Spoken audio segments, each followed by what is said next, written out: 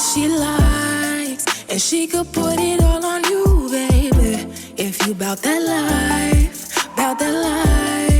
because you don't got time to choose it. Hey tribe, it's Kia from Heritage 93, and earlier this week I dropped off a quick update on what the girls have been giving in the last month or two. Now, I've been thinking about cutting my nails down, but I thought about doing it a little different this chopping season. Based on the title of this nail story, you can guess I was wondering, what's it actually like if I file my nails back down? And to help me with this experiment, I'll be using 3 different nail files, 2 for chopping and shaping, and 1 for refining. Sounds good? Let's get started. First, I gotta acknowledge the differences and the similarities in these nail lengths. Some have chipped corners and have resultantly started turning round on me. So I went ahead and took care of the middle finger off camera. She was so over this growing season anyways. So yeah, I filed away the see-through ends and she bounced back clean and solid. So next on camera, I'll show you guys what I did, starting with the coarsest file. The coarse file helps me cut down the length quicker. With this in mind, I'll hit my pointer nail a bunch of times with the one-way swipe. Then I'll scrape off this hard, scratchy nail buildup before following up with the medium grit file to smooth out that rough edge.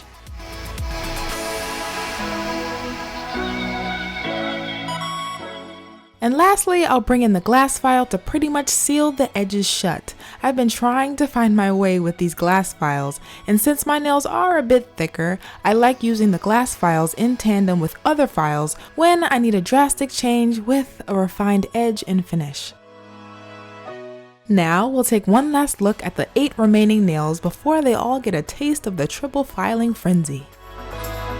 Ah yes, and I still kept a little length, but the main thing I wanted to fix were those see-through ends because girl, the struggle. Just like our hair, those sad looking nail ends gotta go every now and then. Cheers to the beginning of the bounce back. Now, I wanted to know the long-term effects of what this type of filing would do, and I'm happy to share that in the course of the month since the filing, my nails actually held up the square shape and didn't peel or break on me. Except for these 2 fingers, but I went ahead and filed them back down again to keep the girls in line.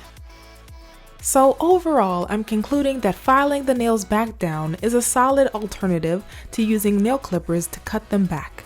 The triple filing process does take a little longer, but the solid lasting results are noteworthy.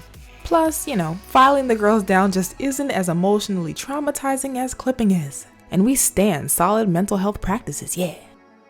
So filing my nails back down has been seriously restorative and unexpectedly therapeutic, so much so that I had to design a few things inspired by our bounce back as women when life gives us and our nails lemons.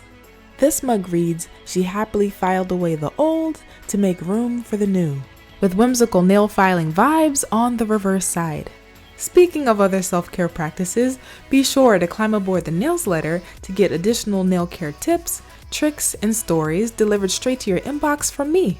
You can find the featured links to the full merch store and to opt into the Nails Letter in the description box below. Either way, you have a couple more ways to nourish your natural nail slay. So yes, I hope you girls enjoyed this finesse with the filing type tutorial and found it helpful. As always, thank you guys so much for watching and engaging. Take care, happy nail growing, and I will see you very soon in the next one.